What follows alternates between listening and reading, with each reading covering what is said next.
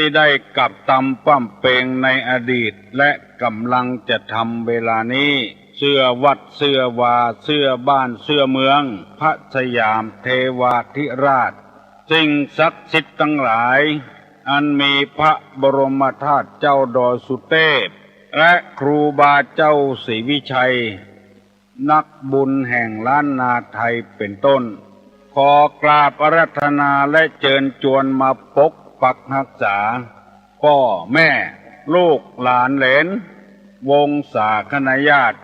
ทั้งสายโลหิตตั้งพ่อตั้งแม่และญาติธรรมทั้งหลายพ่อนานพ่อน้อยพ่ออุ้ยแม่อุ้ย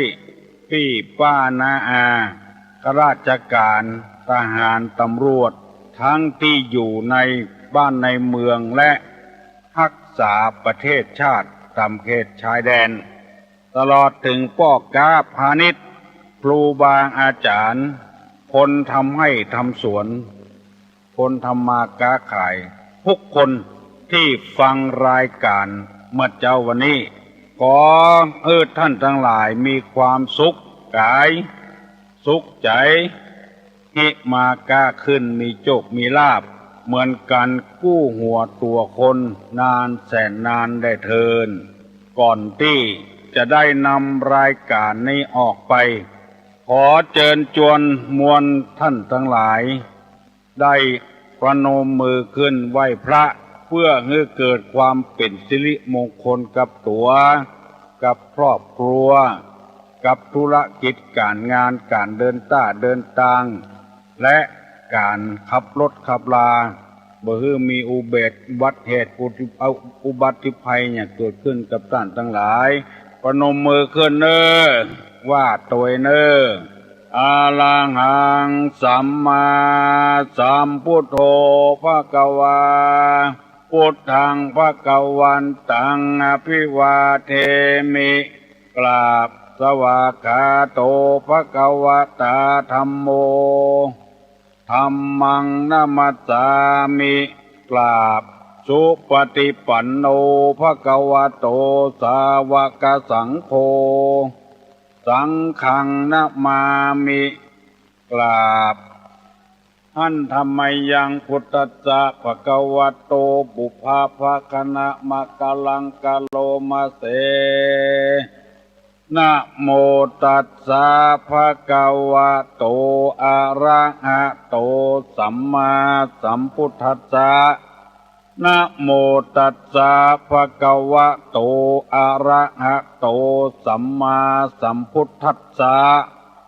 นะโมตัสสะภะคะวะโตอะระหะโตสัมมาสัมพุทธัสสะพุทธังสรณังกัจฉามิธัมมังสรณังกัจฉามิสังฆังสรณังกัจฉามิตุติยัมปิพุทธังสรณังกัจฉามิตุติยัมปิธัมมังสรณังกัจฉามิตุติยัมปิสังฆังสรณังกัจฉามิตติยัมปิพุทธังสรณังกัจฉามิตติยัมปิธัมมังสรณังกัจฉามิตติยัมปิสังฆังสรณังกัจฉามิอิติปิโสภะคะวะอะระหังสัมมาสัมพุทโธวิชชาจรณะสัมปันโนสุขโตโลกาวิทูอนุตตะโลปุริสะธัมมสารถิสัทธาเตวะมนุษสานังพุทโธภควาติสวากขาโตภควตาธัมโมสันติติโกอากาลิโกเอหิปัสสิโกโอปนะยิโกปัจจัตตังเวทิตโพวินโยหิติสุปฏิปันโนภะคะวะโตสาวกสังโฆ อุจุปฏิปันโนภะคะวะโตสาวกสังโฆญาญะปฏิปันโนภะคะวะโตสาวกสังโฆสามิจิปฏิปันโนภะคะวะโตสาวกสังโฆญะติตังจัตตาลิปุริสายุคานิอัฏฐาปุริสาปุคลาเอสาภะคะวะโตสาวกสังโฆอาหุไนโยปาหุไนโยทักขิไนโยอัญจลีกาลนิโยอนุตตรังปุญญเขตังโลกัสสติกราบหนึ่งกราบสองกราบสามกาเลนะธัมมัสสวนังเอตัมมังคะละมุตตมันติมาแล้วเนอเสียงก้องเสียงกองเสียงมองต่ำเข้าเสียงตุเจ้าเทศนาธรรมมาถึงบ้านมาถึงเฮือนมาถึงในเฮือนมาถึงในสุดมาถึงในครัวมาถึงในรถที่กำลังขับอยู่มาถึงกุฏิกุฏางที่ผู้ฟังทั้งหลายเปิดวิทยุรับฟังรายการธรรมะกับประชาชนเมื่อเจ้าพุทธภาษิตที่กล่าวไว้เบื้องต้นว่ากาเลนะธัมมัสสวนังเอตัมมังคารมุตตมังแปลใจความว่าการฟังธรรมตามการตามเวลาเป็นมงคลอันประเสริฐเมื่อเจ้านี้เป็นเวลาที่ถูกต้องเพราะว่าตื่นขึ้นมาแล้วเนี่ยการซักผ้าดังไฟนึ่งข้าวหุงข้าวทำอาหารบ่ได้ไปเนี่ยเวียกเนี่ยการทำงานเตื้อเปิดวิทยุรับฟังตามการตามเวลาถ้าว่าเกินกว่านี้ก็จะออกบ้านไปทำการทำงานกันแล้วเวลาเนี้ยเป็นมงคลอันยิ่งของท่านผู้ฟังทั้งหลายแล้วเปิ้นบอกว่าอานิสงส์แห่งการฟังนั้นเป็นมงคลเป็นอย่างยิ่งแล้วเป็นบุญอย่างยิ่งเรียกว่าธรรมมัสวนาไมยบุญสำเร็จด้วยการฟังธรรมท่านพี่น้องทั้งหลายการฟังธรรมนี่ก็เป็นบุญธรรมมัสวนังเอตัมมังคารมุตตมัง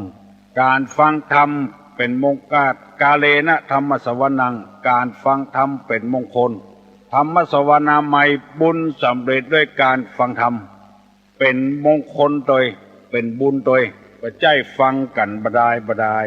เพื่อให้ธรรมะได้เข้าถึงจิตถึงใจแล้วจะให้ฟังได้กุคนนั้นมันเป็นไปบ่ได้เพราะสมองของคนนี้มันฉลาดมันบ่ฉลาดมันบ่เหมือนกันบางคนฉลาดนักบางคนฉลาดน้อยตามบุพกรรมที่ได้สร้างสรรค์กันมาแต่อดีตได้ฝึกฝนมาแล้วตุลุงจะเล่าให้ฟังว่ามันสมองมาเหมือนกันนั้นจะใดบางคนก็ใจแหงทำงานบางคนก็ใจสมองทำงานบางคนก็ใจปากทำงานเพื่อประกอบอาชีพมันบ่เหมือนกันพระเจ้าเสือได้ปาเสนาบดีคนหนึ่งกับนายพันท้ายคนฝ่ายเหือคนหนึ่งออกลงเสด็จทางชลมรรคคือว่าฝ่ายเหือไปตามน้ำคนฝ่ายเหือก็ฝ่ายไปเรื่อยๆในกลางน้ำมันม่วนมันเย็นลมโกรกลมโชยต่างคนต่างงีบหลับไปแต่พระเจ้าแผ่นดินสมัยนั้นเพิ่นต้องรับพ่องตื่นพ่องปรากฏว่าคนฝ่ายเหือนั้นมันปวดแขนมันจมออกปากมาว่าคนเหมือนคนเหมือนคนว่าไปอยู่เรื่อยๆพระเจ้าแผ่นดินเปิ้นได้ยินเขาใส่เปิ้นก็บอกว่าหยังปล่อยมันว่าไปที่มันว่าคนเหมือนคนนั้นหมายความว่าเสนาบดีกับมันน่ะ คนเหมือนกันเป็นจะได้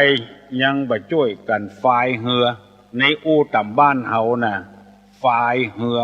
จมว่าคนเหมือนคนคนเหมือนคนพอเสด็จเรียบร้อยแล้วเข้ามาถึงฝั่งพระเจ้าแผ่นดิน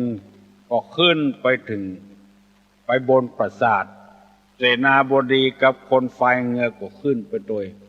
ไปนั่งปรึกษาหารือกันว่าเรื่องเสด็จทางชลมรรคเนี่ยคือไอ้เอี่ยวทางน้ำเนี่ยเป็นจะได้พ้องเอี่ยวไปเอี่ยวมาพระเจ้าแผ่นดินได้ยินเสียงหมาเกิดปื้นปราสาทเกิดความสงสัยขึ้นจึงใจคนฝ่ายเหือไปพ้องว่าเธอจงไปดูสิอะไรห้องในปื้นปราสาทคนฝ่ายเหือก็ลงไปปิกมาบอกว่าหมามันเกิดพระเจ้าค่ะมันมีกี่ตัวโล่นไปแถมมี5 ตัวพระเจ้าค่ะมาบอกว่ามี5โลอาถามนะว่ามีปูกี่ตัวแม่กี่ตัวคนฝ่ายเหือโล่นไปแถมมีปู2 แม่3พระเจ้าค่ะพระเจ้าแผ่นดินบอกว่ามันมี4อย่างพ้องโล่นไปแถมมี4นั้นพระเจ้าค่ะเธออยู่นี่ก่อนนะกันเดียวก็ไปห้องเสนาบดีผู้ที่ทำงานด้วยมันสมองท่านเสนาบดีมานี่ก่อนท่านได้ยินไอ้อย่างพ้องอยู่บนใต้ปราสาทได้ยินเสียงหมาลองไปพอเราหมามันนี่หยังหมามันทำหยังเสนาบดีล่นไปพอมากราบทูลหมามันเกิดพระเจ้าค่ะมีกี่ตัวมี5 ตัวปูกี่ตัวแม่กี่ตัวปู2 แม่2 3พระเจ้าค่ะแล้ว4อย่างพ้องก็บอก4ทั้งหมดเพิ่นก็เลยห้องคนฝ่ายเหือมาบอกว่าเนี่ยที่เธอบ่นตะกี้ที่ในเหือว่าคนเหมือนคนคนเหมือนคนให้จำไว้ตัวมันสมองบดีตัวก็ต้องทำงานด้วยแข้งด้วยขาด้วยกำลังอันนี้เปิ้นมันสมองดีเปิ้นไปเตื้อเดียวหูหมดมาเกิดลูกมีปู2 แม่3แล้วก็มามันเกิดลูกบอกหมด4อย่างก็หูหมดเธอเนี่ยไปถึง3-4 เตื้อถึงจะหูเสียงพ่อออกแม่ออกท่านสาธุชนผู้ฟังทั้งหลายคนเฮานี่มันบ่เหมือนกันใจสมองเป็นอาวุธก็มีใจร่างกายเป็นอาวุธก็มีใจปากเป็นอาวุธก็มีบ่เหมือนกันความจริงนี่อาวุธที่ยิงกันฆ่ากันเป็นมีดเป็นปืนนั่นมันฟันตายคนใดคนนั้นแต่มันสวองมองเป็นอาวุธนี่มันตายเรียบหมดคำพูดเป็นอาวุธมันก็ยังบ่เรียบเตื้อมันจะตายเพราะเฉพาะคนที่ได้ยินได้ฟังอันนี้นำมาเสนอให้พี่น้องทั้งหลายว่าเฮานั้นจะไปน้อยใจในอำนาจวาสนาของเฮาอย่าไปให้ลูกเฮาเหมือนกับเปิ้นกูคนนั้นมันเป็นไปบ่ได้มันเป็นไปได้ยากคือพิจารณาตามบุญตามกรรมของไปของมันพระพุทธศาสนานี่สอนให้เชื่อกรรมเชื่อการกระทำทำอันใดได้อันนั้นแกะสลักได้ลวดลายงามเจียระไนเพชรพลอยได้เพชรได้พลอยที่งามแปงสร้อยแปงแหวนก็ได้สร้อยได้แหวนที่งามเชื่อการกระทำที่ว่ากัลยาณกาลีกัลยาณังปาปะกาลีจะปาปะกังบุคคลทำดีย่อมได้ดีทำชั่วย่อมได้ชั่วความชั่วที่เฮาว่านั้นเป็นของบดีตุลงได้นำมาเสนอให้พี่น้องทั้งหลายวันแล้วกรรมที่ว่าตึดกระแสแผ่หูตวานลานพระหนมถมสมุทรพุทธรณีคุยสมณะได้อธิบายไปหมดแล้วนึกว่าจะหมดเมื่อตะวาแต่ยังบ่หมดเตื้อเมก็ออกคนหนึ่งเฮาบอกชื่อเพราะหัวคนที่มีเบื้องหลังได้ยินเขาใส่จะจังเปิ้นบอกว่า คุยสมณะนี่นาตุลงสมณะที่มันบัดดีนี่โลจะเยะจะใดมันเป็นพิษเป็นภัยต่อพระศาสนาจะเป็นศาสนาใดก็ได้ประกาศตัวว่าเป็นนักบวชละครอบละครัวละบ้านละจองมาแต่พฤติกรรมมันบัดใจเป็นสมณะนาตุลุงว่าอย่างนี้เอาคุยได้ก็เพราะมีเรื่องหลายเรื่องที่เปิ้นเล่าให้ฟังไปอากาศเข้าไปในอากาศไปซื้อจิ้นดิบป่าดิบอย่างเงี้ยมันบ่สมควรที่จะเป็นสมณะแล้วเฮาไปว่าให้เปิ้นได้ก็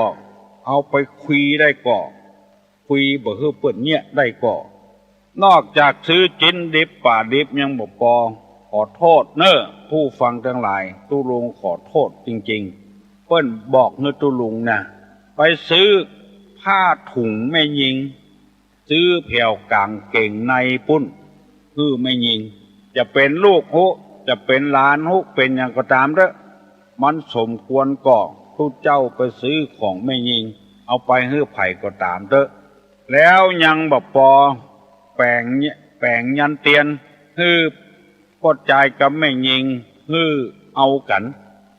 มันเป็นสลมก็เป็นสมณะก็คนอย่างอี้ขอโทษเตอะพี่น้องทั้งหลายเปิ้นบอกคือตุลุงมาเจือใดตุลุงก็จะบอกเจืออันลาบาลาบอกคือแม่ยิงเอาเต่วในกางเก่งในเอามาฮื้อแล้วจะเอามาแป่งไส้เตียนฮื้อปวดใจเมาไม่ยิงเอากางเก่งในของปวดใจมาแป่งไส้เตียนคือไม่ยิงเมาปวดใจเจออี้มันจะเป็นสมณะก็เอาไปคุยได้ก็โอ้มีแถมนักหนาปาป้านเข้าไปในร้านสรรพสินค้าหน้าที่จะซื้อของมาใจในวัดในวาซื้อเทียนซื้อธูปเป็นว่าไปซื้อซีดีโป้อย่างเงี้ยคนนั้นบอกฮือตุลุงเมื่อตะวานี่ไปฟอกเลือดมันสมควรที่จะฮืออยู่เป็นสมณะได้ก่อมันจะทำลายพระศาสนาโอ้ก่อนอย่างอี้ล้ำเหลือมันก็บ่ใจสมณะแล้วตุลุงก็บอกคุยได้แล้วคนเจอี้มันอ้างตัวเอาผ้ามาปกมาห่มว่าเป็นสมณะแล้วพฤติกรรมของมันบ่ใจจังอันนอกจากนั้นปากันกินเหล้าเมายาโดยแถมเมาแล้วได้ตี้แล้วห้องเพลงกันเยอะๆยะๆอันเนี้ยมันจะควรเป็นสมณะได้ก่อจะฮื้อเป็นเสี้ยนเป็นนามของพระพระศาสนาต่อไปหรือว่าบักคุยมันตุลงก็ว่าถ้าอย่างอี้ลำเหลือก็ช่วยกันเตอะกำจัดเสี้ยนนามของพระศาสนาเฮเตอะอย่างอี้มันบัดใจสมณะแล้วมันบัดใจสลมแล้วคุยได้แล้วปึ๊ดออกจากความเป็นสมณะได้แล้วพระที่ไหนจัดการที่หั่นแต่ต้องมีพยานหลักฐานถ้าบ่มีพยานหลักฐานบ่มีรูปบ่มีบ่ได้หันสองคนขึ้นไปนี่เฮาก็เอาโทษมันบ่ได้เตื้อหนึ่งมีพ่อหลวงมีผู้ช่วยมีอบต.ปาสมณะองค์เนี้ยมาหาตุลุงมันเป็นไปบวชแล้วลักปิกมาหาเมียเก่ามันวันค่ำคืนพุ่งจมอยู่บ้านเขาก็ทนบ่ได้ปากันขึ้นไปแล้วไปยับเอามาหาตุลุงสาบกินเหล้าอยู่แล้วก็มีขวดเหล้าติดอยู่ที่บ้านท่าน2 ขวด 3 ขวดตุลุงเอามาซักมาถามมันบ่ฮับแล้วก็ตอนที่เขาไปพ่อนั้นก็ไปใจหันนอนด้วยกันนั่งอู้กันอยู่ดวลเหล้าด้วยกันอยู่ตึงเมียเก่าตึงสมณะตนนั้นตุลุงสอบถามต่อหน้าผู้ใหญ่บ้านต่อหน้าอบต.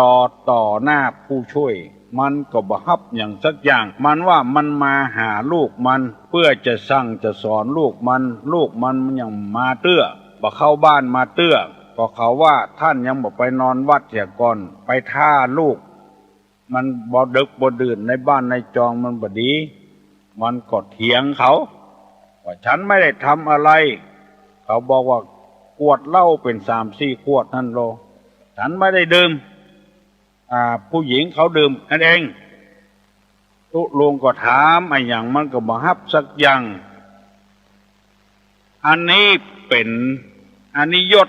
เปิ้นว่าเปิ้นอนิยตมันมีอยู่2 ข้อด้วยกันอนิยตนี่นะอนิยตนี่แปลว่ามาแน่ภิกษุนั่งรับตากับผู้หญิง2 ต่อ 2ต้องเป็นอนิยตผู้หญิงนั่งรับหูกับผู้หญิง2 ต่อ 2ก็เป็นอนิยตรับตานี่มีที่มุงที่บังอันเดียวกันรับหูนี่อยู่ไกลแต่อู้กันบ่ได้ยินรับตานี่มีที่บังแต่บ่หันอย่างสักอย่างที่มันจะทำปาราชิกทำสังฆาทิเศษก็เป็นอันว่าตกลงว่าตุลุงสอบอย่างใดเอาเลขาเอาตุเจ้ามาเป็นพยานหลักฐานมันก็บ่ฮับเมื่อมันบ่ฮับแล้วจะฮื้อตุลุงนี่จะใดสาบทสาบานเต้าใดที่ไหนมันก็ยอมหมดมันเป็นอนิยตไปแล้วในอนิยตเพิ่นบอกว่าภิกษุรับอย่างใดให้ปรับอย่างนั้นถ้าภิกษุไม่รับก็ไม่ต้องปรับเพิ่นว่าอย่างอี้เอาศีลเอาธรรมว่าโอ้บ่เมินบ่นานบ่ถึงปีก็ออกแม่ออกพี่น้องผู้ฟังทั้งหลายปรากฏว่าเมียก็ตายว่านั่นก็ถูกคอกธรรมชาติมันจะลงโทษคนเดียวมันอย่างที่ตุลุงว่าปลาตายกะขี้เหงื่อตายกะมันดึงไปอยู่ในทะเลแน่นอนมันจะออกมาเกยตื้นคนเดียวมันตายคนเดียวมันอันนี้ที่ได้พูดมาอย่างนี้บ่ได้เข้าข้างต่างใดถ้าเฮาคนเดียวก็ดักไว้หั่นถ้ามีหลายคนมันเดือดร้อนเจออีลำเหลือหลายคนก็ควรจะกำจัดเสี้ยนหนามได้อย่างเสี้ยนปักมืออย่างจิ้นขำเขี้ยวตุกอย่างอี้มันบ่หายง่ายๆตุกเกิบพดตินเกิบคบตินจิ้นขำเขี้ยวไข่เหี่ยวในรถไข่ตดกังหมูนี่มันบ่หายง่ายๆควรจะกำจัดมันเหียเกิบคบตินก็ควรย่างบ่ต้องสุบมันแล้วจิ้นขำเขี้ยวก็สวกเอาออกเหียไข่เหี่ยวในรถก็บอกคนขับรถจอดไข่เหี่ยวเหีย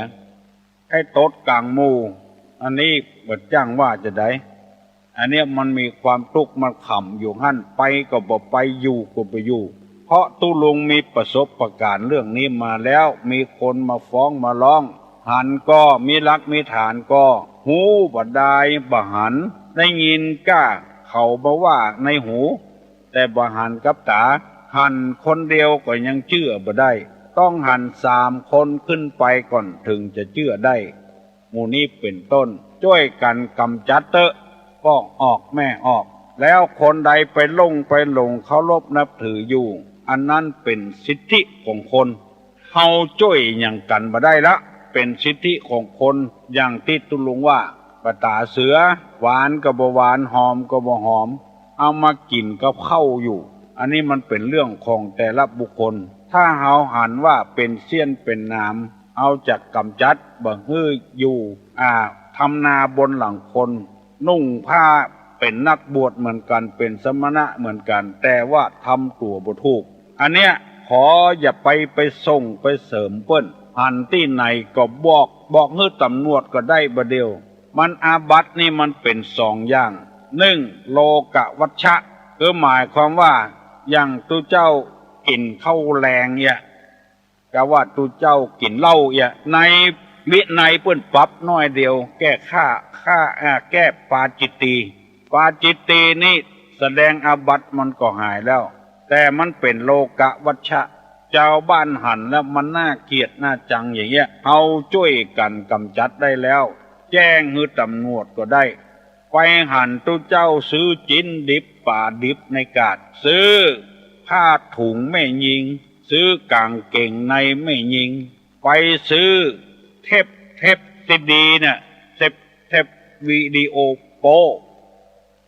หรือกินเหล้าเมายาเนี่ย ไปแจ้งตำรวจเปิ้นจะไปยับได้เพราะเป็นโลกาวัชชะแถมอย่างหนึ่งเรียกว่าปัณณติกะวัชชะมีโทษกันในปรับในพระวินัยส่วนเดียวอันนี้มันบอกเป็นที่รังเกียจของไผสมมติว่าตุเจ้าจากหญ้าเนี่ยเป็นอาบัติปาจิตตีมีใจความว่าภิกษุภาคของเขียวซึ่งอยู่กับที่ให้หลุดจากที่ต้องปาจิตตีอันนี้มันเป็นปัณณติกะวัชชะตุเจ้าเพียวหญ้าจากหญ้าภาคของเขียวซึ่งหรือตุเจ้ายืนเหี่ยวมันบัดใจเป็นโลกะวัชชะมันเป็นปัณณติกะวัชชะเพราะฉะนั้นมีโทษทางโลกก็มีทางธรรมก็มีโทษกับทางพระวินัยส่วนเดียวก็มีพี่น้องทั้งหลายเหยที่มีคนที่ปู้ให้ตุลุงว่าปัจจัยบัดสมณะที่มันเนี้ยเกินไปอย่างเงี้ยเปิ้นแจ้งเ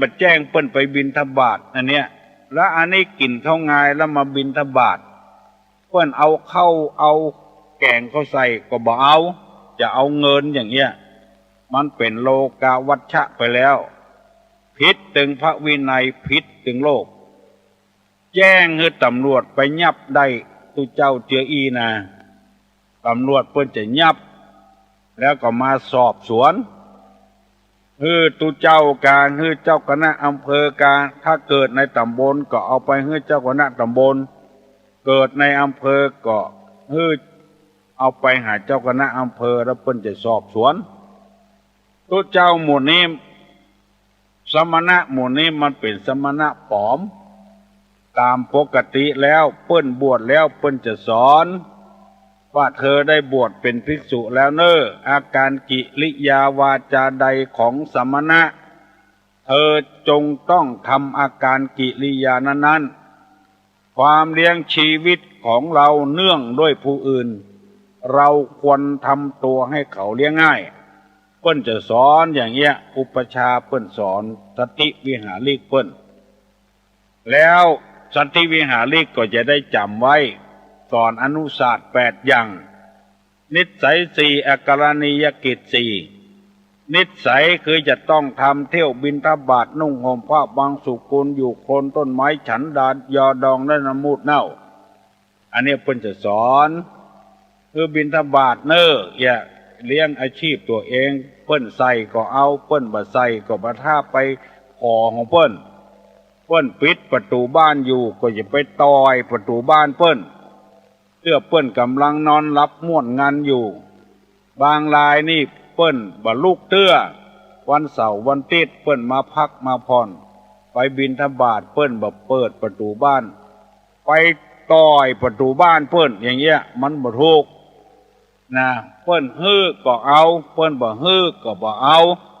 บ่เบียดเบียนไผอย่างที่ตุลุงว่า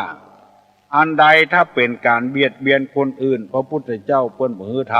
ำอย่างเข้าวาสาเนี่ยตุเจ้าไปย่ำพันนาตะฟังเปิ้นเดือดร้อนพระพุทธเจ้าบอกคือย่างเหียย่างเข้าวาสาย3 เดือนเอาเกี่ยวเข้าเอาเฟืองแล้วก็กล้วยออกจาริกไปประกาศธรรมต่อไปเนี่ยปอกออกแม่ออกปีป้านาอาทั้งหลายตึดกระแสแผ่หูตวานลานพระนมถมสมุทรพุทธรณีคุยสมณะอันตี้มันบัดใจสมณะแต่นั้นคุยได้เพราะได้ยินตุเจ้าหลายตนแล้วเป็นพยานหลักฐานเพิ่นว่ามันบัดใจสมณะแล้วมันเป็นลูกชาวบ้านเอาเครื่องแต่งตัวของสมณะมาใส่ฮัลโหลเจ้าที่ยิงมาเดียวมันก็แบบนี้เกิดบอกว่าตู้บอกว่าไว้อย่างบอกว่าขัวไผ่เอาหมดไปใจกูคนเนาะบางคนมันไม่ใช่มีหน้าแข้งหัวเการู้น่ากะถ้าเขาแบบเปิดทื่อเปิ้ลน่ะปัจจัยมันแบบพิษไม่ยิงเหลือขนาดไม่ยิงเหลือขนาดบางคนเนาะ นาดบ้านเดียวยังบอกไว้ ไปเกิดกลางหน้าบุญมันจะดีกว่าคนอย่างเงี้ยก็หูเอากะคนอย่างนี้ไม่เจริญก็หูเอากะบ่เอาละบ่เล่นตัวละมันแค้นคนเดียวแล้วก็คนฟังมันหลายคนขอโทษเนอะมันไปดีอย่างไรมันบ่ดีอะคุยได้ละถึงไม่ยิงถึงปัจจัยมันบัดใจไม่ยิงบัดเดียวบัดดีนะมันบางคนบัดได้บัดถ้าไปตุกใจกับมันเนอะบัดถ้าเครียดเนอะไม่ออกมอนะ6ถึงจะเอามันไปสักวันนะคนจะอี้นะไปเกิดตั้งหน้าเปิ้นเมียเปิ้นก็งงยังเอาอยู่ผัวเปิ้นก็งงก็เอาอยู่ไปเกิดตั้งหน้าอันนี้เฮาบัดตอบกันละบอกว่ากันละมันเป็นความเครียดทางใจของไผของมันตุลุงจะไปยุ่งตัวก็ตุลุงก็จะไปพัวพันตัวอันนี้เฮาบอกว่าฮื้อไผสักคนละหมายความว่าจะฮื้อชุมชนเฮาเข้มแข็งช่วยกันกำจัดเสี้ยนหนามตุลุงจะยกตัวอย่างให้ฟังคนเฮามันอยู่คนตี้มันบัดดีแกงแคนี่มันจะมีเกลือมีพริกมีหอมเตรียมมีมีกะปิมีไก่ถ้าแกงแคไก่นะกะว่าถ้าบัดใจไก่ก็กินแห้งอย่างเงี้ยมีบักแฟนมีผักละผักบุเรงผักแคบดอกงิ้วผักเพชรปีตานดอกแกตูนกะผักปัญญายอกะบัดหัวปูกะรัวฟักยาวนี่กะมันอยู่คนที่คนต่างถ้าอันใดมันเป็นปิ้วเป็นแมงเฮาเอามาใส่แกงแคมันจะบะล้ำเอาเกลือใส่นักมันก็จะเค็มเอาพริกใส่นักมันก็จะเผ็ดเอาผักเผ็ดใส่นักมันก็จะเผ็ดเอาบะทั่วใส่นักมันก็บ่ใช่แกงแคมันเป็นแกงบะทั่วไปเหรอเพราะฉะนั้นอันใดมันนักมันเกินน้ำไปอย่างที่แม่ยิงไปเกิดเอาผัวเปิ้นเกิดเอาเมียก็ใจเอาเกิดเอาเมียเปิ้นรับหูรับตาน้อยก็บ่ได้อันเนี้ยบาดถ้าไปสนใจมันหม้อนะ6มันจะกินคนเดียวมันคนบ้านเดียวกันหัวครอบหัวเดียวกันบาดถ้ากลัวธรรมะเฮากันถึงเตะถึงฟังถึงวันแล้วมันยังรู้อยู่ทำอยู่ประเดี๋ยวนี้6:35 36 38แล้วเนอะลุกนึไปยังบ่ลุกเห็นเนอะฮัลโหลก้อยลำไปฮะเจ้าได้ยินละคนที่อู้เมื่อตะกี้นี่เจ้าว่าเขาเกิดมาใช้กรรมนะเจ้าคนอื่นเพิ่นสร้างกรรมก็คือเพิ่นสร้างไปน้องคนมันเหมือนกันน้องเจ้าเหมือนกับบ้านเจ้านี่ใครถามมาอยู่ได้จะได้ฝุ่นเต็มบ้านเจ้าก็บอกว่าเจ้าเกิดมาใช้กรรมสร้างกรรมเพิ่นสร้างไปเจ้าใช้กรรมเจ้าก็พอใจแล้วเจ้าเอาน้อเดี๋ยวน้อดีแล้วแม่ออกที่โทรมาสายแรกนั่นนะแม่ออกว่าธรรมเดียวเนี่ยเพิ่นบอกว่าเพิ่นสร้างกรรมของเปิ้นเตอะเปิ้นสร้างกรรมของเปิ้นเตอะเปิ้นหวังเกิดมาจากเดียวเจนเดียวเดียเปิ้นทำความชั่วโกนความบ่ดีได้เปิ้นเล่าเสียงถึงบ้านถึงจองเปิ้นก็ยังขอโทษเด้อเนอะยังหน้าด้านทำอยู่มันจะมาสร้างกรรมของมันแถมกี่เจนกี่จาดว่ามันจะพลิกมาเป็นคนดีคนดักเกิดมาเป็นคนนี่บ่ใช่ง่ายๆเปิ้นบอกว่าใกล้จะแจ้งมาไปพอดาวมันตกลงมาบางอันก็ตกใส่ต้องคนบางอันก็ตกไปใส่ต้องควายต้องแมวต้องหมูต้องหมาคนเฮานี่มันเป็นได้กูอย่างติดตุลุงว่าแมวมันก็เป็นแมวของมันแล้วตุลุงทางภาษาผู้แปลงบ้านได้ทางภาษาผู้แปลงบ้านเป็นนั้นได้หรอได้กะแปลกลางภาษานี่นะครับเปิ้นฮื้อเว้นเดือน10นี่เดือนอย่างดีตุลุงว่าถ้าจะให้ฮื้อดีนี่มันเดือน12พุ่นน้องเดือน12มันเดือนสุดท้ายพุ่นน่ะเดือน10มันก็คดีมันเขาว่าเป็น10เนี่ยน้อง เดือน11มันก็เป็นเดือนกี้เดือน12น้ำจะนองริมตลิ่งนั่นบัดเดียวนี้เปิ้นบ่ถือกันละเพราะว่าตะก้อนนี่มันบ่ใช่เทคอนกรีตอย่างบัดเดียวเนาะตะก้อนนี่มันเอาไม้เอาอย่างเตื้อขุดหลุมไว้ฝนตกก็ใส่หลุมเสามีกันน้ำ เปิ้นบ่เคยฮือแปลงเอาหมอนตากหลังคาเปิ้นยังบ่ฮือเนี่ยเดือนกลางภาษานี่นะเพราะฝนจะตกเขาใส่บ่ได้หนูนะกะเนาะมาถือละแต่ว่าถ้าเว้นไปหน่อยเริ่มตั้งเดือน12บุญดีละ12นะโอ้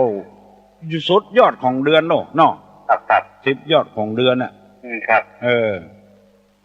เอาอดเอาหน่อยเนาะครัวไฟครัวไม้ไว้เหี่ยก่อนครับเดี๋ยวนี้เอาไปรูปๆละบ่ฟังละถ้าเฮายังถืออยู่ก็ใครสบายใจก็เดือน12บุญได้เนาะครับผมว่านะเนาะครับหอมสตางค์ไว้นักๆก่อนแล้วก็ทำดีกะรอเสาไว้ฝนตกก็ใส่มันแข็งแข็งเป๊กเลยเปิ้นยังเอากระสอบจุบน้ำปั่นไว้แถมก่อนน่ะเนาะครับเฮานี่บ่ต้องจุบฝนตกก็ใส่มันแข็งกันติ๊กๆปูนเด้งถูกน้ำตะใดแข็งตะอันเนาะครับบุญรักษาเด้อครับมีหลายคู่หลายคนบอกว่าใครคือเปิ้นบอกที่บ้านตัวว่าอยู่บ้านไหนเนี่ยแต่ตุลุงถามบางคนเปิ้นบอกให้บอกเขาก็บอกเขาก็บ่ถามมาเถอะบ่ถามย่อยถามย้ำเนี่ยชื่ออย่างเขาก็บ่ถามมาถึงแล้วนี่วิทยุนั่นเด้อดับปิ้งแล้วไฟสาแม่เจริญพรอาจารย์อยู่สถาวัดโลกโมลีนะจ๊ะสถาวัดโลกโมลีใช่ลูกบ้านเจ้าถึงนั้นกับตะลึงถึงนั้นนะจ๊ะดีเนอะจ้าโอ้ทุกคนนะจ๊ะเข้ามาเมินนะเข้าใจตัวจ้าม่วนตัวตะลึงตอนนั้นเจ้าเป็นปาปีจ่าเป็นสักไก่นะเจ้าก็ไปหาตะลุงนะเจ้าอันกะเจ้าถามตะลุงสบายดีมากตะลุงตะลุงแล้วตะลุงมันได้มามาจ่านะเจ้าได้มาเตดได้มาเตดอยู่เจ้าตะลุงไม่บุญกำลังใจเจ้า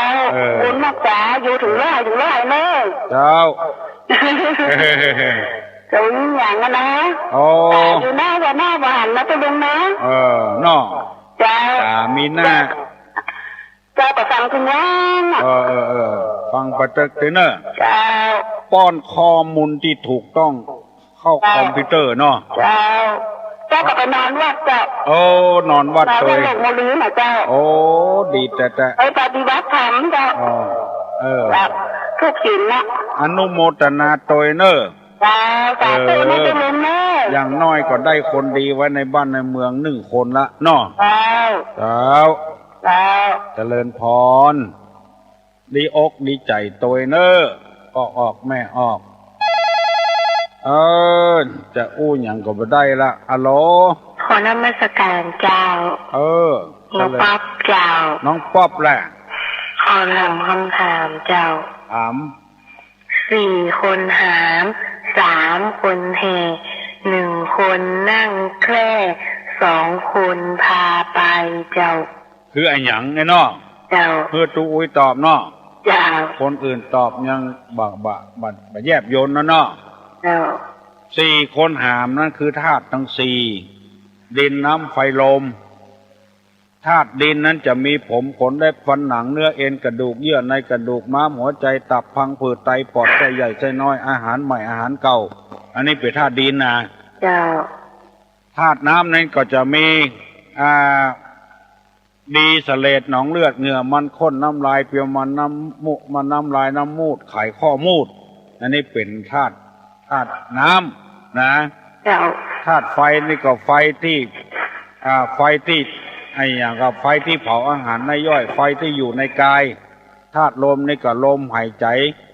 น่ะน้องลมตด ลมตดลมอย่างวันเนี้ยถ้าอันใดอันหนึ่งมันขาดไปจะอยู่บ่ได้อันนี้4 คนหามนะน้องเนอะ3 คนแห่3 คนแห่นั่นก็คือตัณหา3กามตัณหาภวตัณหาวิภาวะตัณหาแห่คนอยู่ถึงวันนี่นะได้ต่อใดก็บ่พอจากเอาแถมติ๊กถูกหวยใบนัตตี้เอา2 ใบ 3 ใบมันแห่คนอยู่ถึงวันเนี่ยตึงนงตึงทงอยู่เนี่ยเพื่อเอากวดตานเข้าวัดแล้วมีอย่างแล้วกวดตานจ้งเข้าหลังวัดปุ้นกองก็เอาปีกไปหมดแล้วตายไปไม่ได้ไปตัวสักอย่างที่ของเปิ้นก็โลภว่าของเปิ้นผักไม้ไส้เขื่อนอยู่ในสวนเปิ้นก็ไปลักของเปิ้นกินอันนี้แห่ถึงวันเนาะ1 คนนั่งแค่คือดวงใจของคนเราเนี่ยนั่งอยู่ที่อันธาตุทั้ง4ตัณหาทั้ง3 2 คนปาไปนี่คือบุญกับบาปคนใดทำดีก็ได้บุญไปคนใดทำความชั่วได้ทำบาปก็ได้บาปไปเรียบร้อยเนาะเข้าใจดีก็ไปฟังตัวน้องป้าพงป้ามาป้าตาจะแม่ไปโรงพยาบาลฟังตัวกันเนาะน้องป๊อบถามคนเดียวได้ฟังถึงพ่อถึงแม่เนาะน้องป๊อบนี่มีบุญได้ฟังเทศน์ฟังธรรมมาถามอย่างนั้นเนาะน้องป๊อบนี่เก่งถามเพียวปัญหาคนเฒ่าบุญนี่เนาะนักแก่แท้ปัญหาคนเฒ่าคนแก่คนแต้ลูกไอ้ถ้าจะสอนพุทธคนน่ะ4 คนหาม3 คนแห่1 คนนั่งแค่2 คนปาไปอันนี้เป็นปัญหาเลิกปัญหาเด็กเนออยู่ในกำปีธรรมบุเนอก็จะอยู่ตามหนังสือตามห้านขายห้านกาดถ้าไผ่ยังไข่บริจาคสะล้อกาคุยกาซึงกาชิงกาฉาบกายังรับบริจาคอยู่เนอชิงอันดีๆเนี่ยกู้200ฉาบนี่ก็ประมาณสัก500ยังฮับบริจาคอยู่แล้วก็อันนั้นชิงมันจะเป็นอย่างอี้เนอะเสียงอย่างอี้เนอะฟังเถอะจริงเจ็บเนาะฉาบแถมมันจะเป็นอย่างอี้เนอะฉาบนะนี่ชาอันเนี้ยถ้าไผ่เป็นเจ้าศรัทธาฉาบนี้500ชิงตะกี้200ถ้าไผ่เป็นเจ้าศรัทธาก็ได้เนอะเกิดมาจะใดจะเสียงดีตู้ลุงตะก่อนจัดก่อนในไทยเยตานชิงเนี่ยตานก้องเนี่ยตานกล่องเนี่ยสว่าบอกให้ตานเฮ้ย เสียงต้องสว่าไผ่มีอย่างแถมอู้มาเนอะกำเดียว7 โมงละก็ขอบคุณกุคนเนอะที่โทรศัพท์มาหาตู้ลุงมาปรึกษาหารือพ่องที่ช่วยกันจับกำจัดเสี้ยนหนามที่เขาว่าตะเกียแกงแค่ของแต่ละอย่างมันอยู่กับกันถ้าความเหมาะพอสมก็ยังลำอยู่ไว้สาครับเจริญพรไว้สาครับอันบัญชาแน่บัญชาครับบัญชากะครับผมไว้สาตุลุงนะครับเจริญพรตุลุงตอบได้ชอบแล้วครับผมผมจะมีคำถามนั้นนะครับเนอะเป็นคำถามใครตอบก็ได้ครับอันยังตัดรถทางขาหูจมูกลิ้นกายใจนะครับแล้วก็ใครจะตอบก็ได้นะครับเดี๋ยวผมจะรอฟังนะครับอะไรจากตุลุงเนออะไรอันยังที่ปรากฏทางขาหูจมูกลิ้นกายใจนะครับเดี๋ยวผมขอจะรอฟังนะครับจากไปจากตุลุงนะครับเจริญพรบ้านทาถามมาว่าอะไรเกิดกับตาหูจมูกลิ้นกายใจตาหูจมูกลิ้นกายใจนี่เป็นอายตนะภายในไอ้หยังที่ปรากฏแก่ตาไอ้หยังที่ปรากฏแก่หูอะไรที่ปรากฏแก่จมูกอะไรที่ปรากฏแก่ลิ้นอะไรที่ปรากฏแก่กายอะไรที่ปรากฏแก่ใจลูกศิษย์ลูกหาตุลุง ยังใหม่เนี่ยเนอะใครตอบได้ตอบมาเลยบ้านทานี่เป็นจังหวัดละปูนบุนะคนละปูนมาตายแล้วคนจังหวัดเชียงใหม่ใครตอบได้ตอบมาเนอะอะไรปรากฏแก่ตาหูจมูกลิ้นกายใจอะไรคืออายตนะภายนอกพูดกันง่ายๆไปได้ตอบมาเนอะคุณพิษสมัยอยู่ที่ไหนตอบมาเร็วๆฮัลโหลผมไม่ทราบครับหลวงพ่อถ้าหากว่าสุดเจ้าที่เปิดดีๆเนี่ยถ้ามีคนมาคุยสมณะเนี่ยมันจะเป็นบาปบ่อันนั้นน่ะอย่างครูบาเจ้าศรีวิจัยอันนั้นน่ะอันนั้นน่ะเป็นบาปบดีละคุยสมณะนี่นะครูบาศรีวิจัยนี่บ่เป็นหยังอันคนคุยนะมีอันเป็นไปอันเนี้ยเปิ้นบ่ฮือคุยเปิ้นกำลังจะทำคุณงามความดีอยู่เป็นประโยชน์แก่บ้านแก่เมืองอยู่ไปคุยเปิ้นฮัลโหลมาสเติมเจ้าอันนี้ลำปางหลวงนะเจ้าท่านลำปางหลวงเจ้าวันนี้ไปกินข้าวตอนวันนั้นได้จะกินบ้านหลานบ่าวเจ้าอังกะเพราะว่าเก่งใจก็ลุงนะเจ้าคนไปหลายคนเจ้าก็เดี๋ยวมากินวัดจะลาบจิ้นหรือกินเนี่ยไปกินบ้านบ่าวเนาะอย่างเจ้าวันนี้หลานบ่าวอยู่ตีนดอยเจ้าจะไปกินข้าวตอนแล้วจะไปหาตุลุงนะเจ้ากว่าตุลุงเตรียมอย่างไว้เจ้าบัดเตรียมอย่างบัดเตรียมอย่างซื้อยังเตือนนะเจ้าเจริญพรเนอะเจ้านะนมัสการอะไรปรากฏขึ้นแก่ตาหูจมูกลิ้นกายใจล่อบันทาเนอะทำเป็นเล่นเปิ้นมาตาคนยังใหม่ใครตอบได้ไปตาครับก็ลูกเสียงกลิ่นรสโผฏฐัพพะนะครับลูกเสียงกลิ่นรสสัมผัสนะครับอยู่บ้านไหนสารปีครับนี่กาตบมือให้เกียรติเนอะขอบคุณครับลูกบันตาอันนี้ผมก็ถามปัญหาวัยรุ่นเลยอันนี้ละออนฝากถามว่าคู่อย่างมีประกาศด้ามเดียวตามละออนเนาะครับครับครับคู่อะไรมีประกาศด้ามเดียวหรอไปตอบได้ตอบเนอะคู่อย่างมีประกาศด้ามเดียวบ้านทาเนอะสระปีตอบมาแล้วว่ารูปปรากฏแก่ตาเสียงปรากฏแก่หูฮัลโหลสวัสดีครับคู่อย่างวันเพ็ญครับน้องอามเหรอครับเก่งแต่โอ้ยวันนี้แปลว่านึ่งเนาะครับเพนนี่แปลว่าปากกาเนาะครับกูวันเพนมีปากกาน้ำเดียวได้มัดนักแต่น้องอามนี่มันเมินจะได้ยินเหตุเตือน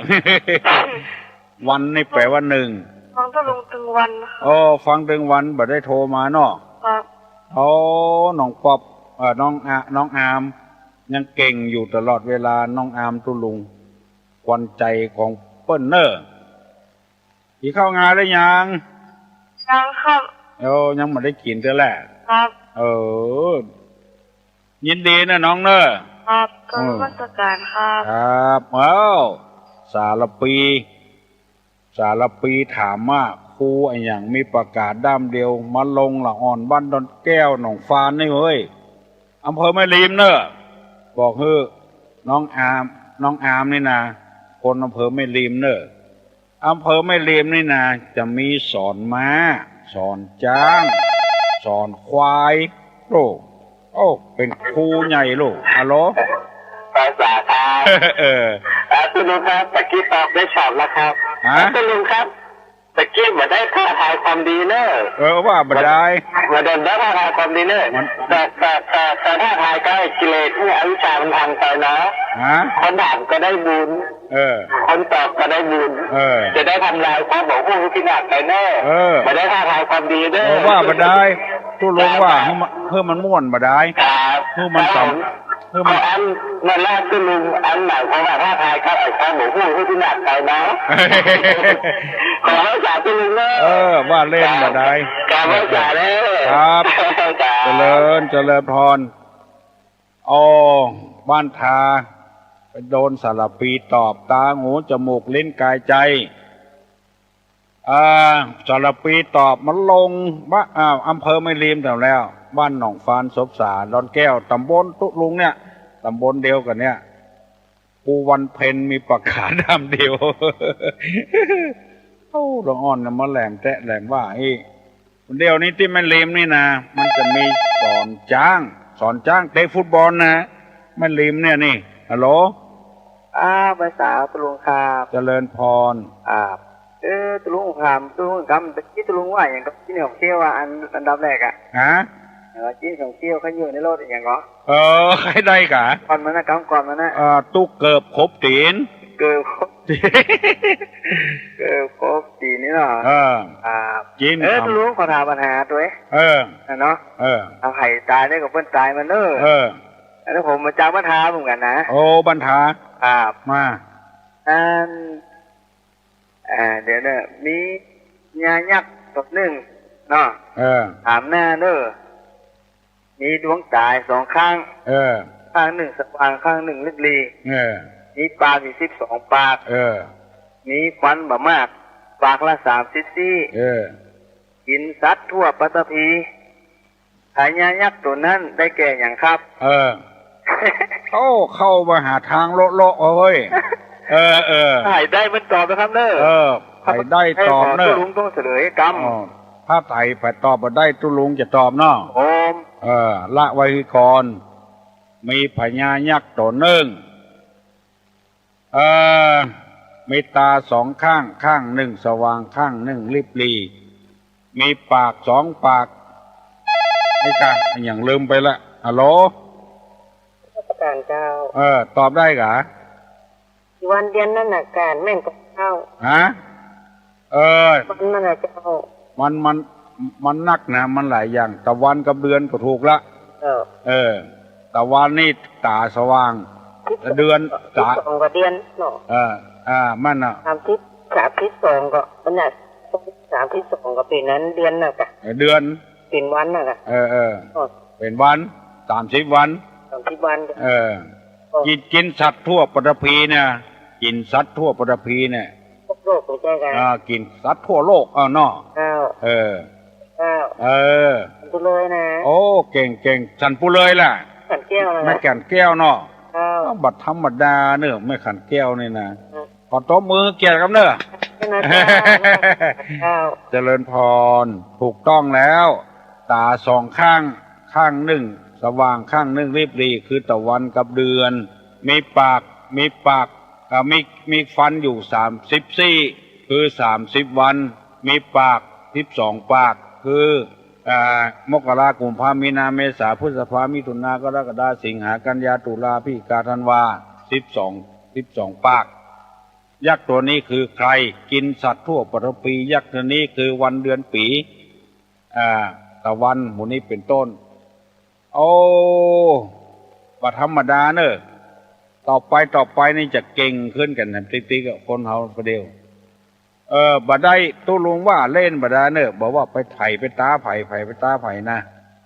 คือเฮาว่าเล่นกันบ่ได้หมู่เดียวกันเนี้ยอย่างพักแกงแค่อย่างที่ลุงว่าเนี่ย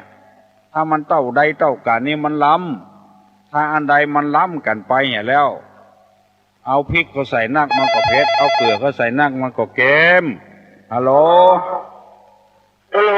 เจ้าเพราะว่าตุ๊กที่นะตุ๊กเกิดของตีนะขอว่าหันกรรมอันกะขอว่าเกิดพบตีน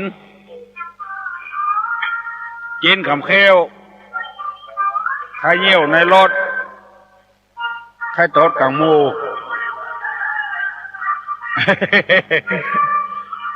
ได้ละ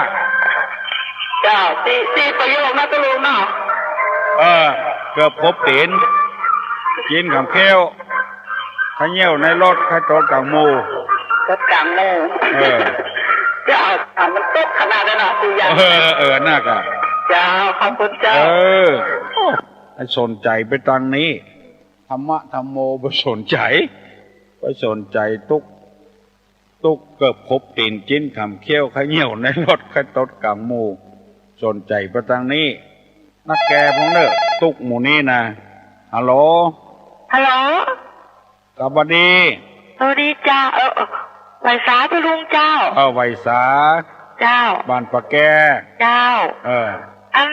สัก2-3 วันอันข้าเจ้าจะส่งธนบัตรกาสิง200 บาทอันก็คือตุลุงนะเจ้าชาโลบเอาแหละฮะชาช่อมเอากระสิงอย่างเดียวมันเสียงโมนเดียวสิงมันโมนนะเนาะเสียงมันโมนดีเนาะเสียงสิงมันโมนเดียวถ้า2-3 วันนี้เป็นวันเสาร์เนาะแล้ววันจันทร์วันการบอกจะส่งท่านนัดไปอื่นนะชื่อตุลงพรตัวนั้นนะพอสำเภาเนอะก้าววันนั้นเขาเขียนบอย่างน่ะพอพานรอเรือก็ขอละอ่อนเขียนนี่ข้าเจ้าก็บอกหู้เนาะพอสำเภารอเรือแล้วก็นอนเน้นไม่กระลันเจ้าจะบอกเขาพอเขาเขียนนี่เขาก็เขียนถูกเขาก็บอกหู้เนาะเขียนถูกเจ้าจะบอกคือเนาะเอาหนังสือสุทธิไปเบิกที่แหลกมันใดเบิกได้เลยยืนใดเพราะโตหนังสือมันเหมือนกันต้องไปยืนยันว่าเป็นของตุลุงแต้ก็ถึง2 เตอก่อนถึงใดนะมันเขียนอักษรมันถูกมันเป็นพอพานรอเรือเขาเขียนให้เขาเป็นละอ่อนแหละมันเป็นละอ่อนเจ้ามันใจพรนั่นพรนั่นเป็นพรกำปากพรของตุลุงเนี่ยมันเป็นอาภรณ์เครื่องประดับมันไปคนละอย่างสรุปแล้วเบิกผู้ใดสักคำกระทุงได้อยู่ได้อยู่ไป2 เตอก่อนเจ้าก็บอกหู้เท่าถึงการเขาเขียนนี่เขาก็บอกตามขอนั่นแหละเส่งการลดไปแถม50 บาทกันน่ะเส่ง15 บาทมาได้เจ้าเขาเจ้าส่งธนบัตรเป็นห้อง15 บาทอ่ะใจตุลุงก็เสกการลดไปเบิกเจ้าค่ะเอาดอกเบมาให้ตุลุงหนา50 บาทเจ้าแต่กะว่าเล่นบ่ได้ไปเอาอยู่ใดไหวสาตุลุงนะเจ้าจะส่งกระสิงไปหื้อนะเจ้าบอกว่าพอสำเภาเลยเนาะพอสำเภาแหละพอสำเภารอเรือนอนเน้นไม่กระรันวันนั้นเขาใส่พ่อบ้านเจ้าบาหันเขาเขียนเนาะบุญญาโสพลบุญญาพรเจ้าพรน้ำถูกพอสำเภาเลยเนาะจะบอกเขาพอสำเภาเจ้ามันมีหลายอย่างพรรอนั้นมันเป็นพรที่เขาฮื้อกันแล้วก็พรแต่อย่างพอนอนนั้นเป็นพอสำเภาพอสำเภาเนาะพอสำเภาพอตุลุงนั่นเป็นอาภรขอสุมาเลยเนาะเจ้าเนาะบุญญาพรแปลว่ามีบุญเป็นเครื่องประดับโสพลแปลว่าความงามความงามที่มีอาภรณ์เป็นเครื่องประดับมีบุญเป็นเครื่องประดับน่าจะโตสิงสวรรค์ล่ะโตได้ก็มางามได้จื่อมันงามมันมีดีใจเจ้าเขาถูกใจแต่เฮ้ยไว้สาตุ้งตีนะเจ้าบุญรักษาเนอเอาปอนเนอตุลุงจะปั่นปอนละ7 โมงป่ายแล้วเนอปนมมือขึ้นเนอสัพปีติโยวิวัจจันตุสัพพะโรโควินาศตุมาเตภวะตวนตาลาโยสุขีติคายุโกภวะอภิวาทนาสิริสนิจังพุทธามิจาญิโนจตาโลธรรมาบัทันติอายุวันโนสุขังพลัง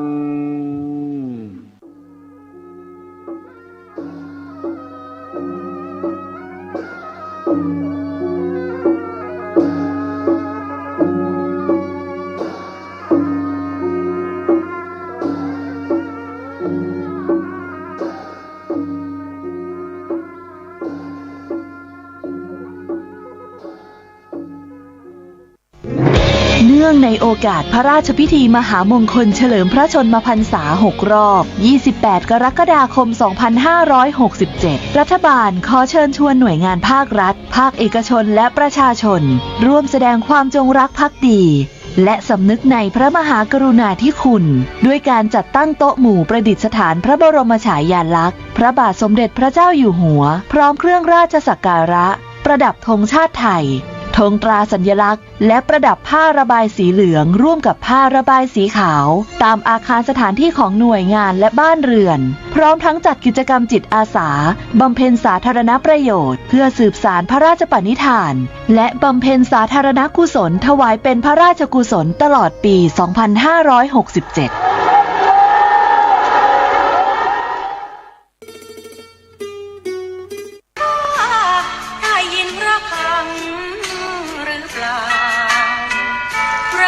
เสียงเย็นพระธรรมแผ่เห็นเป็นร่มเงาปลิวแผ่วมาเบาๆเสียงพระคุณเจ้าท่านสวดมนต์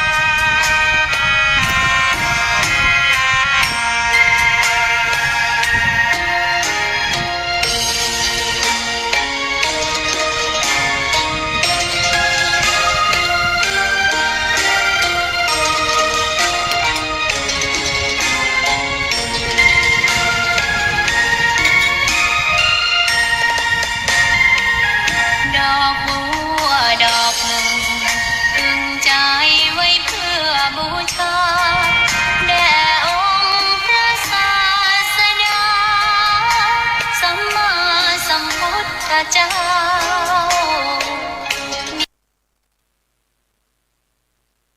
ไม่เปรียบเทียบเขา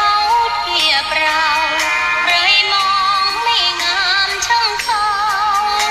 แต่เจ้าก็คือดอกบัวด้วยความสัตย์ซื่อยึดถือความดีเป็นหลัก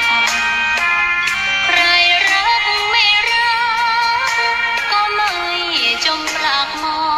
งมัวเมื่อพระ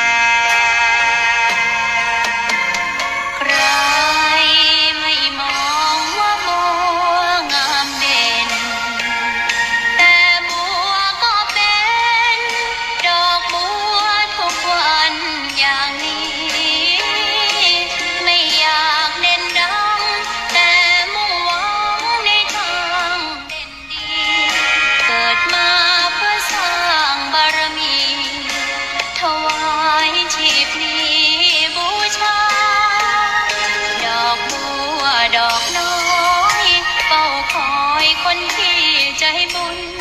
มาโอบเอื้อเกื้อกูลรู้ค่า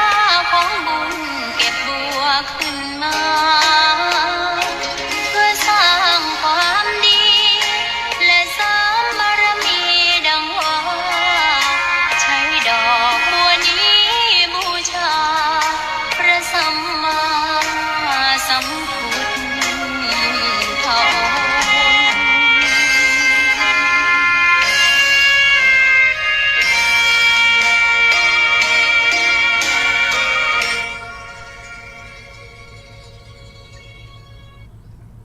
ขอนอบน้อมต่อพระรัตนตรัยแก้วเจ้าสามประการน้อมเอาคุณพระพุทธเจ้าคุณพระธรรมเจ้าคุณพระสังฆเจ้าคุณพระอรหันตเจ้าอริยสงฆ์เจ้าจู้ตนจุองค์ได้เมตตาแผ่ปรมีมาเป็นนวโลกุตรธรรมปกเกล้าเกษาปกห่มรักษาครูบาอาจารย์พระมหาเถระพระเถรานุเถระเพื่อนสหธรรมิกสหพรหมจารีทุกรูปทุกองค์ปกห่มรักษาศรัทธาสาธุชนคนดีเท่าแก่อีป่ออีแม่ตั้งหลายทุกท่านทุกคนติดตามรับฟังรายการสารธรรมยามบ่าย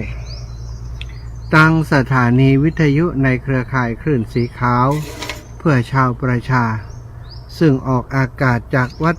ปากตังเจริญอำเภอดอยหล่อจังหวัดเชียงใหม่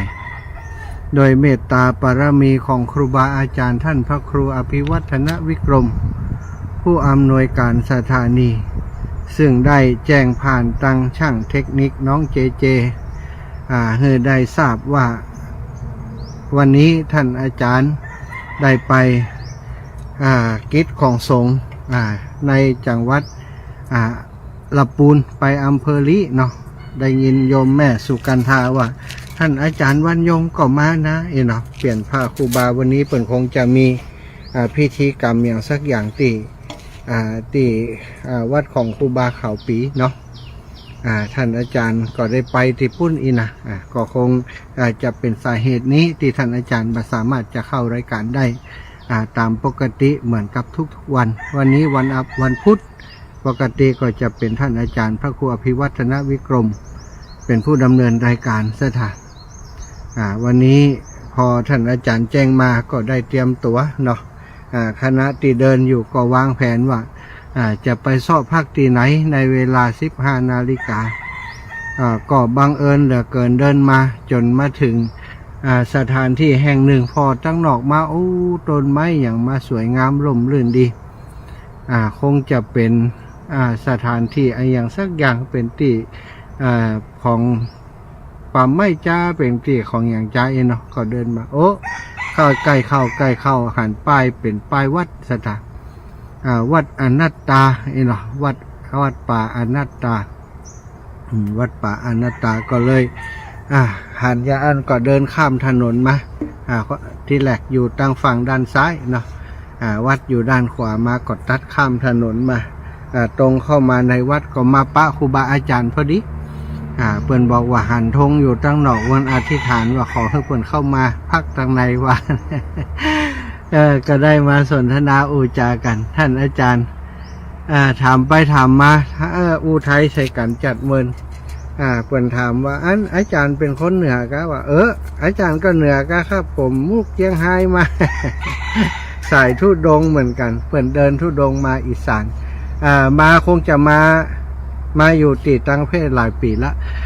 ปีนี้เพิ่นเดินไปแล้ว 3,000 กิโลซะนะเดินไปแล้ว 3,000 กิโลได้อยู่5 เดือนนี่นะ5 เดือน 3,000 กิโลเพิ่นเดินไปแล้วเดินรอบตั้งอีสานนี่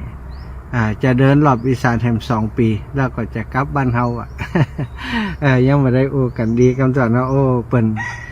สมทานธุดงควัตรปฏิบัติอันนี้ก็เป็นเปิ้นก็จะพักอยู่ในพรรษาออกพรรษาแล้วก็จะไปเดินต่อว่านะอันนี้ก็คือปฏิปทามาปะใส่คนเหนือด้วยกัน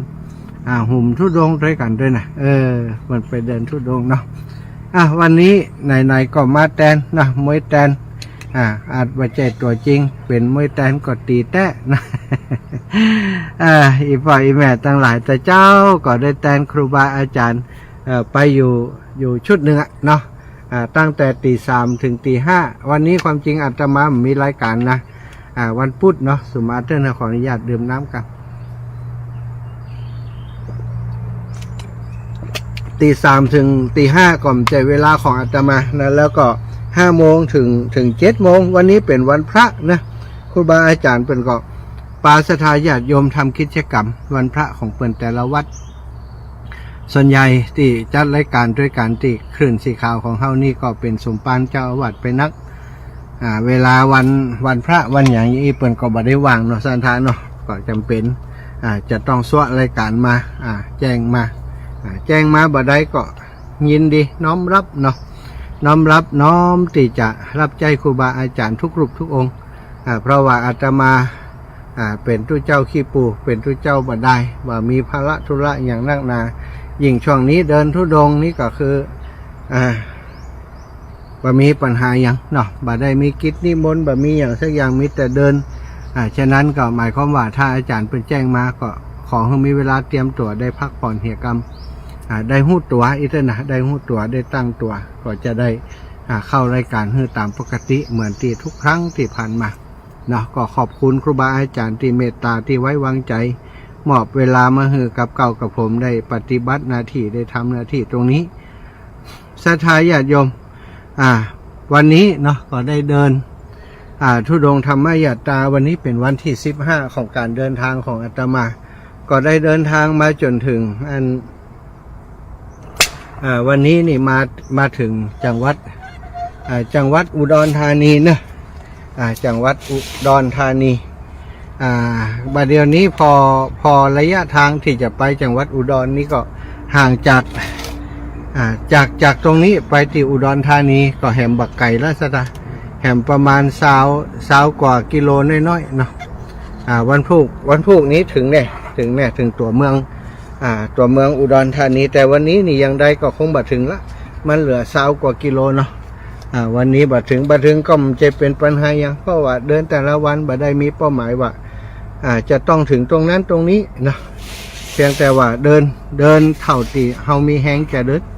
เดินถึงไหนก็ได้นะอนุญาตให้เดินตามสบาย อนุญาตตัวเก่าให้เดินตามสบายแต่ว่าตามสบายของอาตมาหมายความว่าเดินไปเรื่อยๆเดินไปเรื่อยๆถ้าอากาศมันร้อนมดแห้งก็พักถ้ามีแห้งก็ไปต่อเหี่ยมันมุดแล้วก็ไปต่อตามเส้นทางนั้นนะบ่ได้เกี่ยวว่าจะร้อนนักร้อนหนาไปบ่ได้บ่เกี่ยวเนาะถึงจะร้อนก็ไปบางเทื่อก็เอาผ้าปกหัวเหี่ยเนาะผ้าปกหัวเหี่ยน้อยอินดูหัวล้านนะมันร้อนแก่เดี๋ยวมันจะเป็นวัดเป็นไอเดี๋ยวมันจะป่วยก็อินดูเพื่อนมาด้วยกันก็ต้องพอก้อยกันตีนกับตาขากับแข่งเนาะตีนกับตาขากับแข่งมาด้วยกันซะท่ามาด้วยกันก็ต้องดูแลกันไป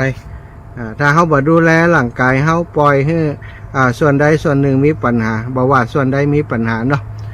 เจ็บตีนก็ไปบ่ได้เจ็บตาก็ไปบ่ได้เจ็บร่างกายส่วนใดก็ตามก็ไปบ่ได้ต้องดูแลกันให้ดีเป็นวันที่15ของการเดินทางตอนนี้บ่ได้นับกำเตือว่าได้กี่กิโลแล้วเนาะจากนี้ไปถึงพระธาตุพนมได้กี่กิโลลองเช็คโปรแกรมเราตั้งแต่เดินมา15วันนี้ได้ต่อใดเนาะสตาได้ต่อใดได้กี่กิโลแล้วบัดเดี๋ยวนี้มันเช็คง่ายนะเช็คกะหูนะพระธาตุพนมอีนะต่อใดอีนะพระธาตุพนมพระธาตุพนมเป็นต่อใดพระธาตุพนมเป็นต่อใดลองพอแล้ว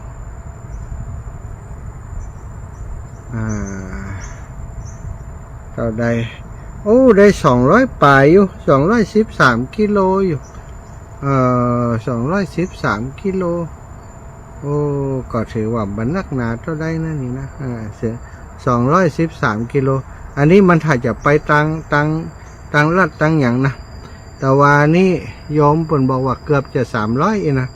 เพราะว่าเฮามาตั้งอาจจะไปแหมสายเนาะเพราะมันมีหลายสายที่ทางลัดเนี่ยที่อัน Google มันบอกก็ประมาณ200ป่ายนี่มันเดิน300กิโลก็เต่าที่เดินมานี่นะ200กิโลใช้เวลาอยู่200กว่ากิโลใช้เวลาอยู่15วันถือว่าเดินจ้าพอสมควรเนาะเดินจ้าพอสมควรก็เป็นอย่างเพื่ออภัยร่างกายมันเดินได้หมดอากาศมันร้อนอบอ้าวด้วยถ้าฝืนนักกว่านี้ก็เดี๋ยวสุขภาพก็ไปแฮมนะมีหลายคนว่าเท่าแล้วระวังตัวพ่อง ก็ระวังอยู่เนาะบ่ได้ประมาทอย่างเท่าใดก็ระวังอยู่ศรัทธาญาติโยมวันนี้ได้มาปะมาพบได้มามาจากันแล้วเนาะเรื่องของการเดินธุดงค์ศรัทธาก็ติดตามจากรายการอื่นก็คงจะรับทราบถึงสถานการณ์มาอย่างต่อเนื่องบางทีก็ไล่สดพ่องไอ้อย่างพ่องเนาะศรัทธาก็ติดตามกันหู้ข่าวความเคลื่อนไหวของอาตมามาโดยตลอดก็วันนี้ก็คงบอกถึงเรื่องของการเดินธุดงค์และก็เหตุการณ์ต่างๆเนาะจะเกี่ยวกับสารธรรมกันแล้วกันนะสารธรรมเป็นสิ่งละอันพันละน้อยมาแบ่งปันกับศรัทธาญาติโยม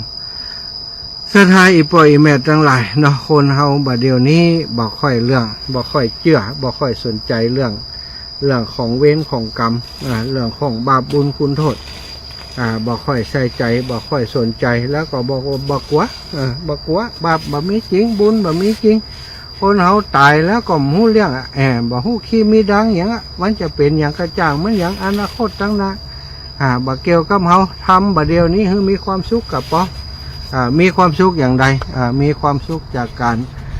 สัมมาเลเทเมาจากการเบียดเบียนคนอื่นจากการที่ทำในสิ่งที่บ่ถูกต้องนะคนทั้งหลายก็คิดว่าเวรกรรมต่างพอคิดว่าเวรกรรมต่างๆมันบ่มีจริงก็เลยบอกกลัวสิ่งมูนี้ศรัทธาญาติโยมเขาจะหันว่าปัจจุบันนี้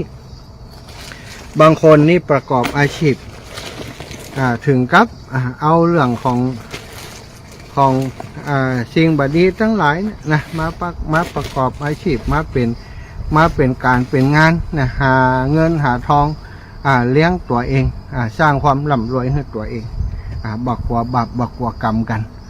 ก็จะหันมีอยู่นักหนาซะนะบดเดียวยังพวกติดต้มตุ๋นหรอกแกล้ง18มงกุฎทั้งหลายนะมูนี้นี่เขาบักกว่าบาปกว่ากรรมเขาคิดว่าเวรกรรมบ่มีจริงโกงได้ก็เพราะขอให้ได้โกงได้ขอให้ได้ดูดเงินจากเขามาเป็นของเขาก็พอแล้วบ่ได้สนใจว่าอันนั้นมันคือการต้มตุนหลอกลวงการทำบาปทำกรรมสร้างเวรสร้างกรรมกับคนอื่นวันหนึ่งตัวเองก็ได้รับผลของกรรมนั้นแน่นอนแต่เขาบอกหู้แล้วก็บอกหัว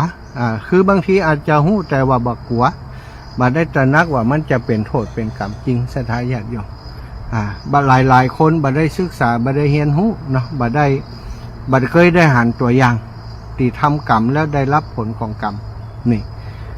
ถ้าเขาเคยหันตัวอย่างคนที่ทำกรรมเว้นอย่างอันอย่างอีแล้วได้รับผลแห่งกรรมนั้นเขาก็จะกลัวพ่อง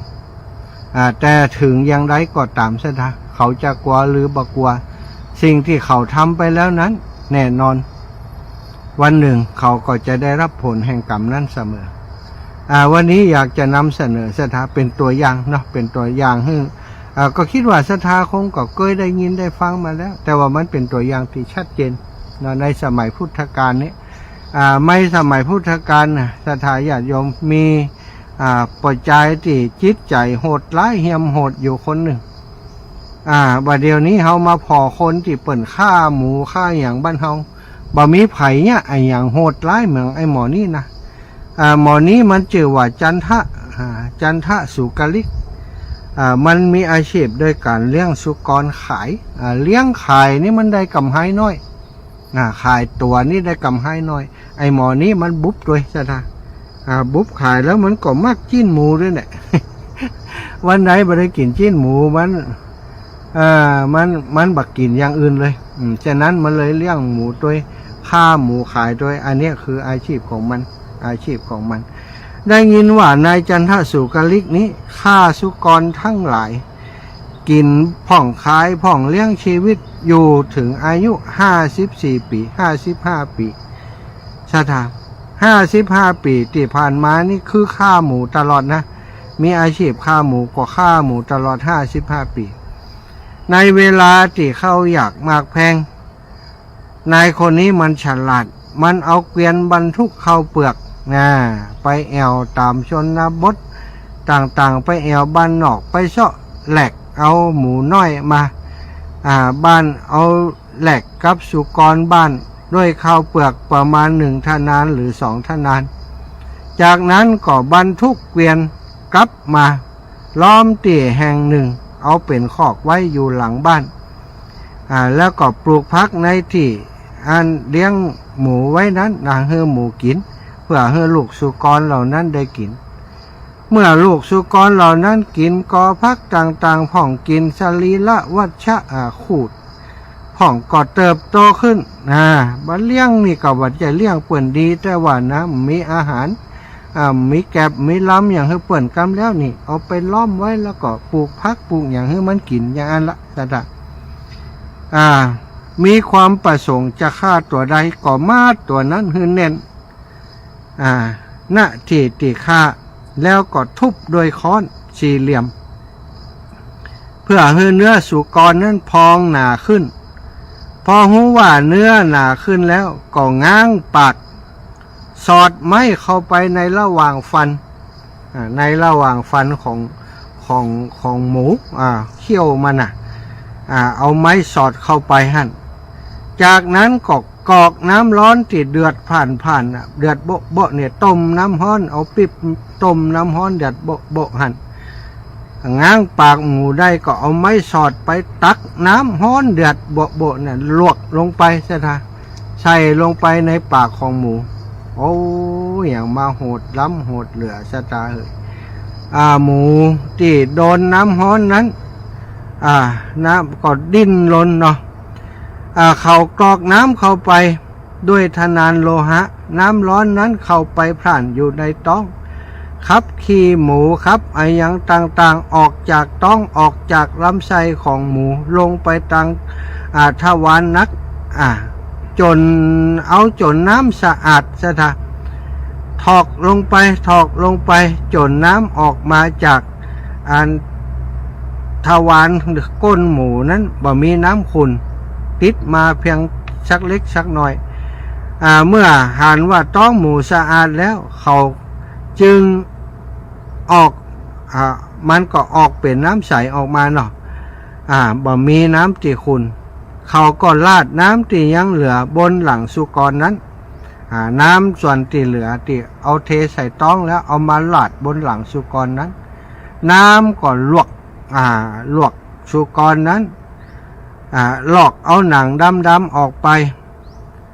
แต่นั้นก็ล้นขนด้วยคบยาคาจากนั้นก็ตัดศีรษะโดยดาบอันคมลองโลหิตที่ไหลออกโดยภาชนะเข้าเนื้อด้วยโลหิตแล้วก็ปิ้งหนังรับประทานในท่ามกลางบุตรและภรรยาส่วนที่เหลือก็เอาขายสถานเขาตั้งใจจะบุบกินบุบกินส่วนที่มันเหลือก็เอาขายบ้านเอามาล้อมไว้กินหมูล้อมไว้ที่การของมันก็คือไปซ้อซื้อหมูน้อยตามหมู่บ้านต่างๆโดยเอาเข้าไปแหลกแหลกมาได้เต็มเกวียนมาแล้วก็เอามาบ้านเอามาล้อมไว้ตัวใดใหญ่ตัวใดกินดีใหญ่เหลือเปิ้นก็เอามาบุบเอามาฆ่าวิธีการบุบฆ่านี้มันโหดลำไปซะนะ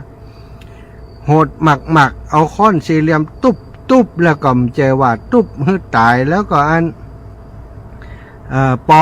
ตุบแล้วก็ไล่ตุบตัวเปิ้นจนตัวหนังเนื้ออย่างปองหมดตุบหมูก็ห้องอีมันก็ตุบเปิ้นอย่างนั้นแล้วก็ง้างปากเปิ้นมันจะทรมานดินขวดอย่างใดเนาะสตาเนาะมัดเปิ้นไว้ดินขวดเอาน้ำเทเข้าไปใส่ปากเปิ้นน้ำห้อนปะโตเนาะมันห้อนตังในมันอย่างกำมาได้มันก็